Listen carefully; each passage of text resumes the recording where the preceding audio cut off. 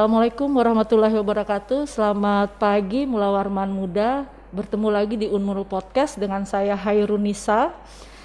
Pada kesempatan pagi hari ini dalam rangka menyambut Hari Anak Nasional tahun 2021 bersama dengan saya pada pagi hari ini ada 2 orang narasumber, yaitu yang pertama adalah Bapak Inspektur Polisi 1 Dr. Haji Andi Sutanto MPD.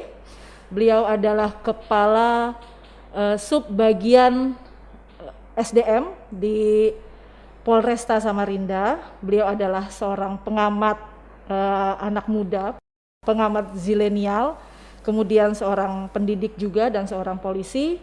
Kemudian yang kedua di sebelah saya ada Ibu Miranti Rashid, SPSI, MPSI psikolog. Beliau adalah dosen di ilmu psikologi, Fakultas Ilmu Sosial dan Ilmu Politik, Universitas Mulawarman. Tema podcast kita pada pagi hari ini adalah kita berbicara tentang generasi zilenial, adab dan etika bermedia sosial. Karena kalau kita lihat pada saat ini, apalagi ketika di era pandemi, banyak anak-anak muda bahkan di luar anak-anak muda menggunakan media sosial. Nah, kita karena ini adalah Hari Anak Nasional, kita lebih berbicara tentang bagaimana anak-anak nasional, anak-anak Indonesia ketika mereka menggunakan media sosial dalam adab dan etikanya. Baik, yang pertama kali mungkin yang akan saya berikan pertanyaan atau kita bincang-bincang ya, Bu Mira ya, tentang apa sih sebenarnya arti generasi zilenial atau generasi Z? Kemudian siapa saja sih mereka itu, Bu Mira? Oke, baik Bu Nisa. Jadi pada dasarnya generasi Z ini adalah generasi-generasi yang lahir di antara tahun 1995 sampai 2000 ke atas.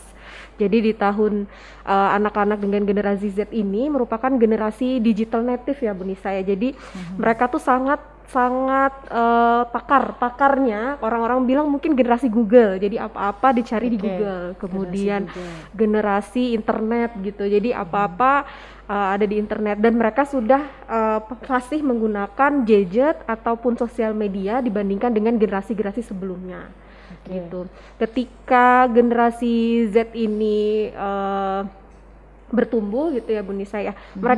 Ketika mereka lahir, mereka sudah bertemu dengan digital yang sudah modern gitu, lebih modern dibandingkan dengan zaman kita dulu mungkin ya Bu Nisa ya. Zaman kita dulu nggak ada gadget loh Bu Mira. Iya, zaman saya dulu mungkin dulu saya lahir masih HP itu masih warna hitam putih. Terus layarnya belum ada kameranya, belum ada internetnya dan sebagainya, jadi hanya sebatas telepon dan SMS pada waktu itu. Nah, sementara kalau anak-anak generasi Z, mereka ketika mereka lahir, mereka sudah bertemu dengan HP yang begitu lebih canggih dibandingkan dengan zaman kita dulu begitu. Nah, ini kadang-kadang kan kita ada generasi zilenial, ada juga milenial. Iya. Nah, kadang-kadang kan membingungkan ya milenial, zilenial. Nah, boleh dong Bu Mira sedikit gitu ya deskripsikan, ada nggak nih bedanya antara zilenial dengan milenial? Zilenial dan milenial sendiri mereka sama-sama hidup di antara dunia digital ya Bu. Jadi tapi teknologi di zaman milenial tumbuh belum semodern sekarang, belum secanggih sekarang. Jadi teknologi sehingga anak-anak milenial dibandingkan dengan zilenial ini cenderung lebih daya juangnya lebih tinggi dibandingkan dengan anak-anak generasi Z. Jadi generasi milenial ini punya, karena apa? Karena mereka bertumbuh tapi ada prosesnya gitu. Jadi kayak zaman dulu mungkin kalau kita bayangkan milenial itu HP memang sudah ada, kemudian sudah bisa berkomunikasi jarak jauh dan sebagainya. Tapi ketika resource atau sumber daya yang ada itu masih cenderung terbatas. Jadi mencari informasi tentang buku, tentang informasi-informasi yang lain itu masih hanya satu media saja seperti televisi atau radio. Sementara anak-anak generasi Z, mereka sudah banyak sekali informasi yang didapatkan, cepat sekali informasi. Mungkin perubahan itu kan terjadi setiap 1 detik sekali gitu ya. Jadi informasi itu terus berubah sehingga generasi Z ini jauh lebih kaya informasi dibandingkan dengan generasi milenial. gitu kalau kita bandingkan ya. Tapi karena milenial ini resource-nya terbatas, akhirnya mereka punya daya juang untuk mencari tahu informasi, tapi tidak hanya sebatas mencari lewat internet saja. Jadi makanya mereka jauh lebih banyak berkomunikasi dengan orang lain, jauh lebih banyak mencari resource di toko buku mungkin. Sementara saat ini toko-toko buku cenderung lebih sepi gitu karena informasi didapatkan dari handphone dan sebagainya. Iya, mereka lebih banyak searchingnya di mbah Google ya. Iya, betul. Ada beberapa yang ingin saya garis bawahi antara perbedaan antara zilenial dengan milenial tadi ya dari Bu Miranti. Kalau milenial itu mungkin lebih kepada mereka lebih ke pengalaman ya. Mereka masih mengutamakan pengalaman dibandingkan dengan zilenial. Kalau zilenial ketergantungannya itu sangat tinggi gitu ya terhadap gadget. Terhadap gadget. Kalau saya dengan Pak Andi masuknya di mana nih ya Bu Mira? Kayaknya saya masuk kategori milenial. Milenial karena yang lahir di atas tahun 82 ke atas ya. Iya, 82 sampai dengan 94. 94 ya. 94. 94 itu masih masuknya di milenial. Terus kalau saya masuknya di mana ya? Kelahiran tahun 73. Mungkin bisa dibilang seperti begini, millennials itu adalah peralihan dari old style to be modern. Kayaknya seperti itu. Jadi dari manual to online gitu ya. Jadi mungkin orang-orang milenial lebih cenderung kayak saya manual bisa, digital juga bisa gitu. Jadi memang ada keuntungannya. Kalau Z mungkin lebih banyak bagaimana dia pemanfaatan digital itu kayak lebih mendominasi. Sehingga ketika dia minta untuk secara manual mungkin akan sedikit ada hambatan. Kalau milenial sekarang mungkin ya seperti kayak kita ya Bu ya.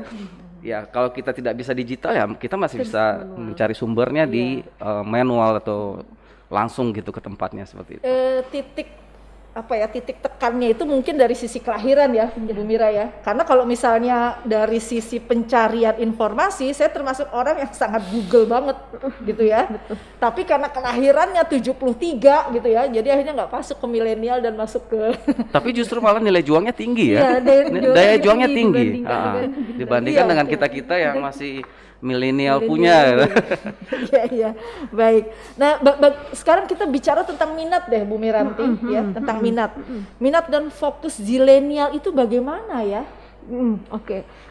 Kalau minat dan fokusnya generasi Z ini ya Bu ya, mereka cenderung lebih banyak suka mengeksplorasi. Jadi suka dengan hal-hal yang baru. Jadi misalnya ada aplikasi baru langsung dicoba misalnya, atau ada informasi yang baru gitu ya, langsung mereka cari tahu dan mencari sampai mendalam seperti itu.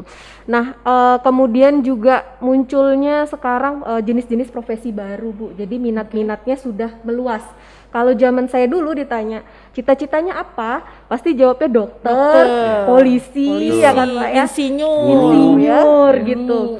Kalau sekarang ketika ditanya mau jadi apa, YouTuber. Terus mau jadi podcaster, gamers gitu. Jadi mereka cenderung lebih banyak yang minatnya itu terbuka luas. Jadi munculnya jenis-jenis pekerjaan baru yang mungkin belum pernah kita bayangkan sebelumnya. Zaman dulu mungkin belum ada analisis games misalnya. Sekarang sudah banyak Bu yang menganalisa tentang games itu dan sebagainya gitu. Jadi lebih banyak pekerjaan-pekerjaan yang baru dan hilangnya pekerjaan-pekerjaan yang lama. Gitu. Iya. Ini berkaitan dengan pesan ya Bu Miranti. Mungkin nanti saya juga ada kaitannya dengan Pak Andi di sini karena beliau adalah anggota kepolisian. Kadang-kadang anak-anak muda itu ketika mereka menggunakan media sosial, pesan yang mereka sampaikan itu kadang-kadang nyeleneh, sarkasme dan lain sebagainya. Saya mungkin ke Mas Andi ya, Pak Andi ya. Nah, itu gimana itu Pak Andi? Karena Pak Andi adalah seorang anggota kepolisian, itu kan hal-hal yang berkaitan nanti dengan penyalahgunaan ya media sosial sebagai sarana yang memecah belah, ada shaming, bullying di situ ada, atau masuk dalam kategori cyberbullying lah. Itu seperti apa? Ya, baik, cyberbullying itu kan sebenarnya adalah kalau dalam istilah bahasa Indonesia perundungan di dunia maya seperti itu.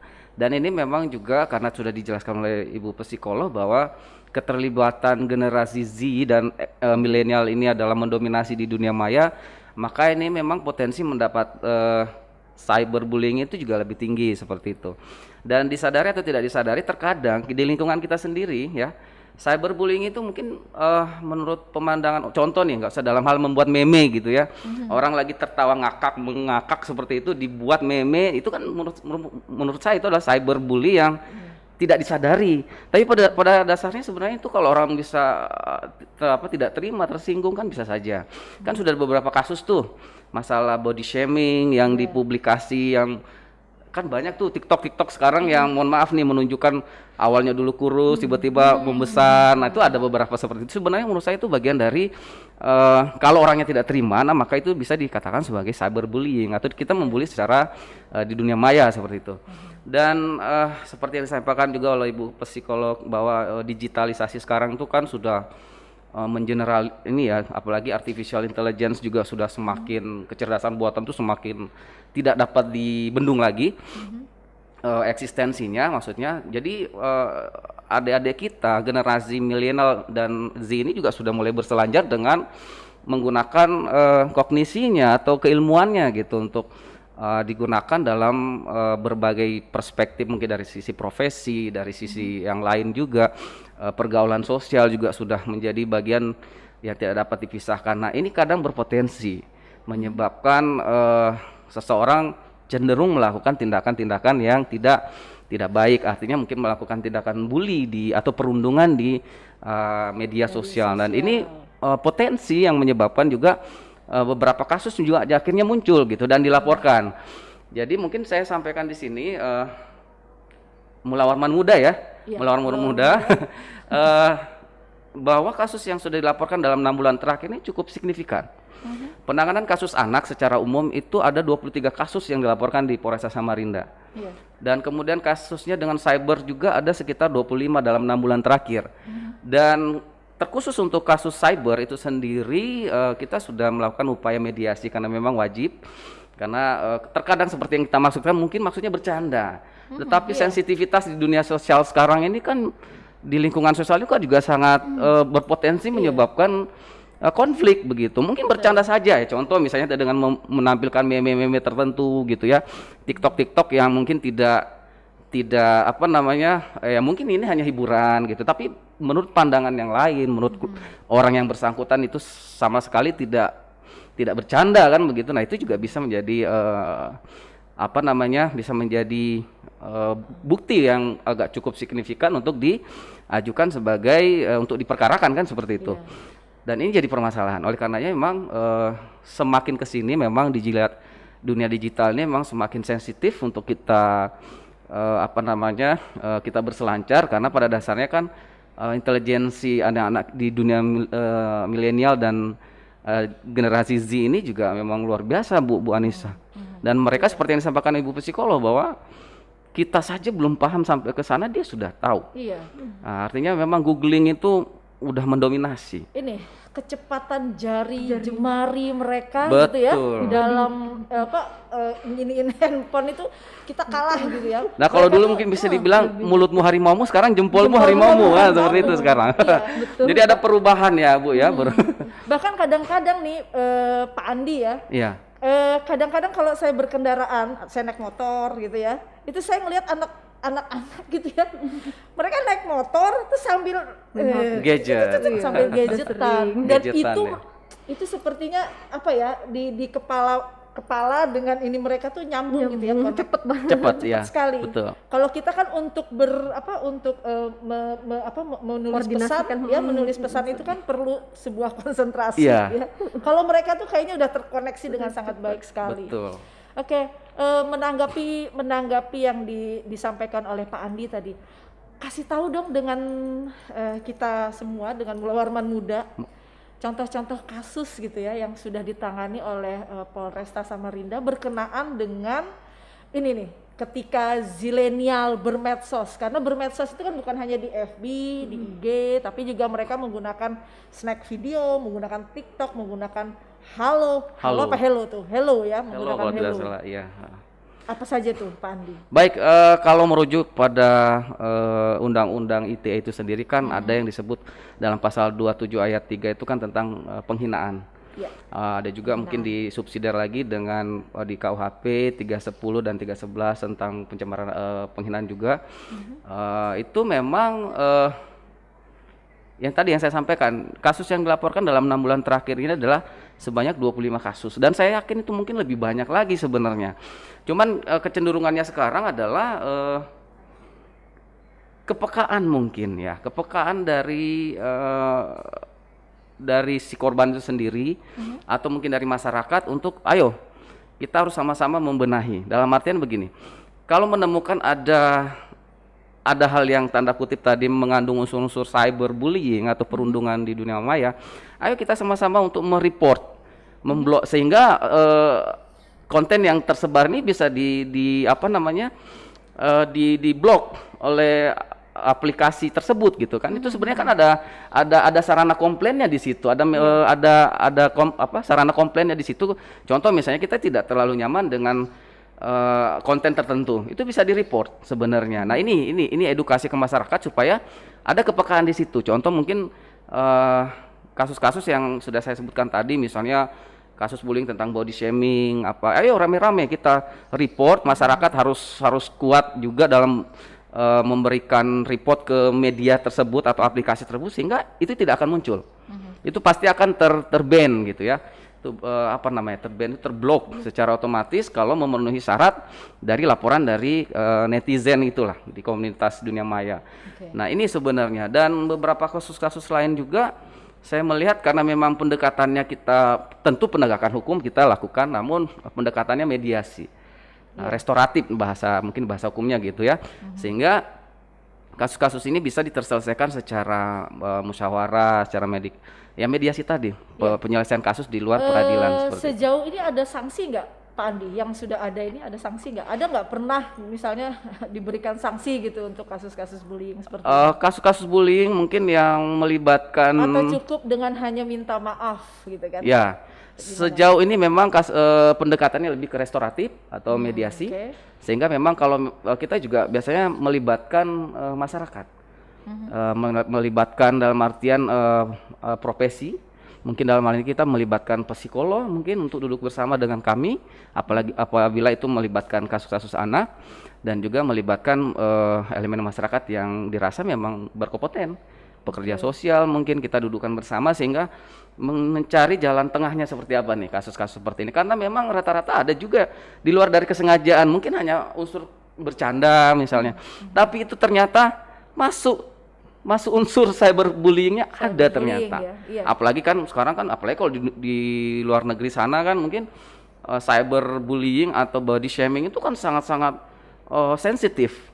Nah, ini yang saya selalu ingin gerakkan dengan ibu psikolog kita, bahwa sensitivitas di masyarakat ini, ayo kalau ada hal-hal ayo kita rame-rame report di aplikasi tersebut sehingga ini terblok secara otomatis oleh aplikasi yang tersebut itu. Oke, jadi diatasinya dengan aplikasi lagi ya, dengan aplikasi lagi. Iya, contoh misalnya kita boleh menyebutkan aplikasi ya, misalnya Instagram misalnya. Ada konten yang kurang bagus, mungkin berisi perundungan di situ, ada bullying.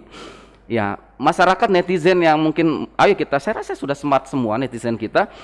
Cuma sensitivitasnya saja yang kita tingkatkan gitu ya. Dalam artian, kalau menemukan ada begitu, report saja, block and report. Supaya ini terbendung, karena kasus-kasus seperti ini kan seolah-olah seperti kayak bercanda, tapi sebenarnya tidak bercanda, karena ibu psikolog itu sudah menjelaskan ada dampak psikis yang akan muncul nanti, mungkin bisa dijelaskan oleh ibu seperti apa. Oke, baik, menindaklanjuti tadi yang sudah dikatakan oleh Pak Andi, saya ingin ke Bu Miranti selaku seorang psikolog anak ya. Saya ingin menanyakan tentang seperti apa sih atau bagaimana dampak perilaku generasi Z ini terhadap lingkungan, karena yang pernah saya baca generasi Z ini mereka tuh tidak terlalu peka dengan dunia sosial ya, karena mereka mungkin lebih banyak berinteraksinya dengan gadget. Nah, bagaimana psikologi memandang ini? Oke, secara psikologi sebenarnya generasi Z itu cenderung lebih peka, Bu. Jadi berdasarkan hasil penelitian justru lebih peka lebih peka dengan kondisi sosial. Kenapa? Karena banyak sekali informasi yang mereka dapatkan, banyak sekali berita-berita yang mereka dapatkan, sehingga mereka menganggap dan menganalisa dalam pikirannya bahwa oh, aku harus bisa nih untuk membantu mereka. Tapi memang betul tadi apa yang Pak Andi bilang, sensitivitasnya masih cenderung rendah, jadi kepekaannya dan sebagainya. Tapi untuk mereka rasa rasa ingin secara sosial ingin membantu itu cukup tinggi, tapi mereka bingung mereka mau membantu dalam sisi apa, seperti itu. Oke, mungkin karena interaksi sosial yang kurang mungkin Bu Mira ya. Betul. Tapi sensi terhadap berita-berita di dunia sosial, di dunia media sosial itu lebih tinggi sehingga mereka bingung. Ya, bingung kemana menyalurkannya gitu. Karena mereka sudah terbiasa Bu dengan gadget, dengan dunia internet, dan ketika dihadapkan dengan orang langsung, secara langsung, mereka agak bingung untuk aku harus seperti apa. Begitu. Memang secara sosial akan nampak seperti itu gitu. Tapi kalau dibilang dibilang kepekaan ya mungkin cenderung lebih peka sebenarnya. Oke, baik Bu Miranti, Mula Warman Muda, ini menjadi sebuah perhatian bagi kita semua ya, bagaimanapun sebenarnya mungkin literasi atau edukasi terhadap bagaimana untuk bermedia sosial itu juga penting ya Pak Andi ya. Betul. Nah, saya ingin ke Pak Andi ya, menindaklanjuti tadi pertanyaan mengenai edukasi ya. Tadi kan Pak Andi ada ada sedikit menyinggung edukasi. Kira-kira bagaimana nih Pak Andi? Apakah memang kita perlu nih untuk mengedukasi anak-anak zilenial untuk mereka lebih hati-hati gitu dalam menggunakan media sosial, tidak melanggar gitu ya, cyberbullying, atau bagaimana nih Pak Andi? Ya, kaitannya dengan edukasi ya memang menurut saya itu hal yang paling fundamental ya, basic. Dan sensitivitas yang saya maksudkan tadi adalah bagaimana kita sensitif melihat kondisi-kondisi negatif di dunia sosial sebenarnya. Kalau dalam hal sensitivitas dalam lingkungan sosial di media sosial maksud saya, itu saya setuju dengan psikolog bahwa mereka justru lebih cepat mengetahui perkembangan dunia itu, karena memang betul-betul mereka bahasanya itu berselancar di dunia maya itu udah pro lah bisa dikatakan seperti itu. Namun yang saya tekankan di sini edukasi adalah bentuk edukasinya mungkin seperti gini. Kita kan punya banyak influencer di Indonesia.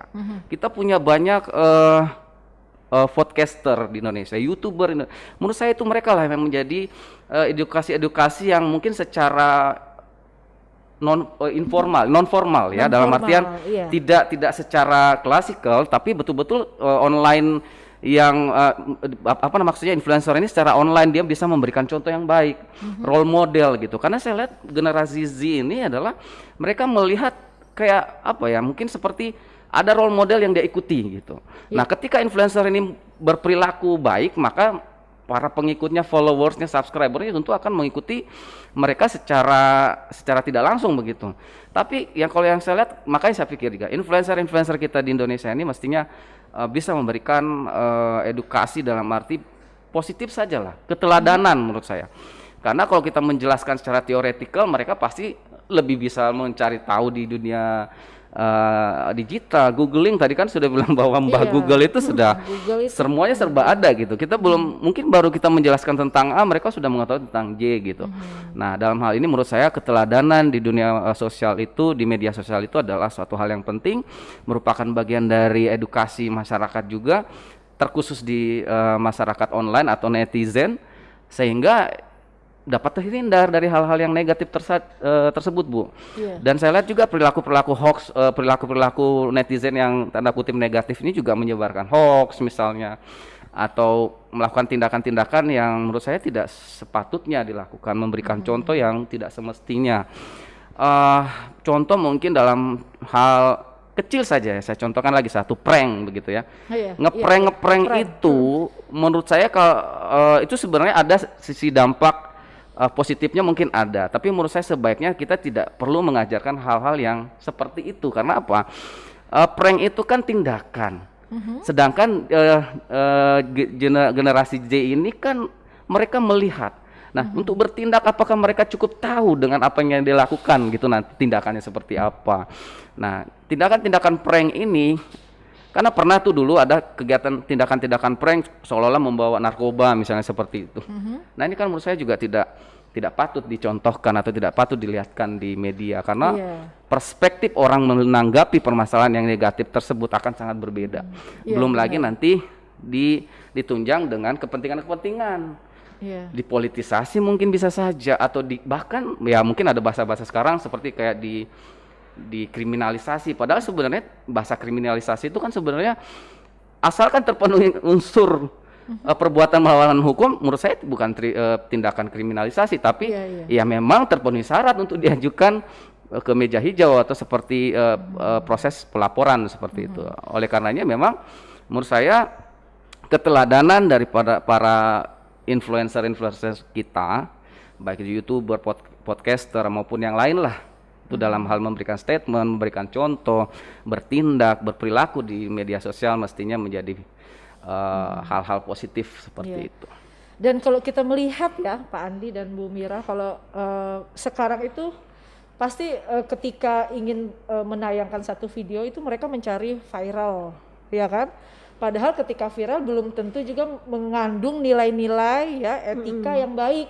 Nah, karena dia viral itu dianggap sungguhan kadang-kadang, sehingga kita ada proses imitasi kan, itu ditiru gitu oleh baik milenial ataupun zilenial. Nah ini mungkin yang berbahaya.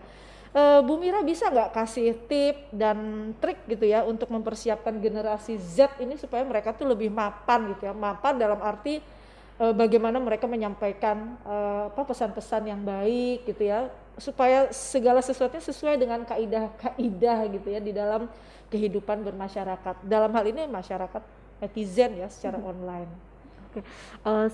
Sebelum kita menggunakan media sosial atau berkomentar di media sosial dan sebagainya itu mungkin kita perlu menempatkan rasa empati dulu Bu. Jadi memposisikan diri sebagaimana orang yang akan kita berikan komentar seperti itu. Itu untuk yang pertama. Jadi untuk menempatkan diri sesuai dengan apa yang akan kita komentari begitu. Nah yang kedua adalah sebaiknya ketika kadangkala kita cenderung merasa mengedepankan emosi dibandingkan mengedepankan realitas gitu. Jadi kita cenderung lebih banyak mengedepankan secara emosi gitu ya. Ketika kita melihat ada suatu berita atau hal yang membuat kita cenderung merasa emosi gitu, kita akan langsung dengan cepat dan dengan mudahnya untuk menyebarkan berita itu sehingga kita mengabaikan yang namanya cross check berita dan sebagainya. Nah, disarankan istilah lainnya tuh tabayun ya, kalau tabayun. Jadi cari tahu dulu ya. gitu. Jadi kita rilekskan dulu diri kita gitu, hilangkan dulu emosi negatif yang ada di diri kita, lalu baru kemudian kita cross check kebenarannya. Apakah berita yang ada di dalam itu benar atau tidak gitu ya. Jangan sampai ketika kita sudah ini rame-rame disebarkan kemudian ternyata itu beritanya adalah berita palsu misalnya. Hoax gitu ya. Hoax. Betul. Berita hoax. Dalam hal ini bagaimanapun empati ya, Bu Miranti ya. Empati sosialnya itu. Iya. Baik.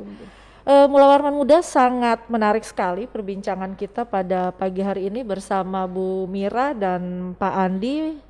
Mudah-mudahan Mula Warman Muda bisa mengambil banyak hikmah dari petikan-petikan kisah obrolan kita pada pagi hari ini dan menjadi seorang zilenial ataupun milenial yang bijak ya. Sehingga apapun pesan yang kita sampaikan via media sosial itu bisa dimaknai dengan sangat baik dan memberikan contoh teladan bagi siapapun yang melihat ataupun siapapun yang mendengar, membaca dari celotehan-celotehan kita. Terima kasih kepada Pak Andi, terima kasih kepada Bu Mira atas bincang-bincang kita pada pagi hari ini. Selamat pagi Mula Warman Muda, tetaplah berkarya, semangat terus untuk berkarir ya di era pandemi seperti ini, tetap jaga kesehatan, stay healthy dan assalamualaikum warahmatullahi wabarakatuh. Waalaikumsalam warahmatullahi wabarakatuh.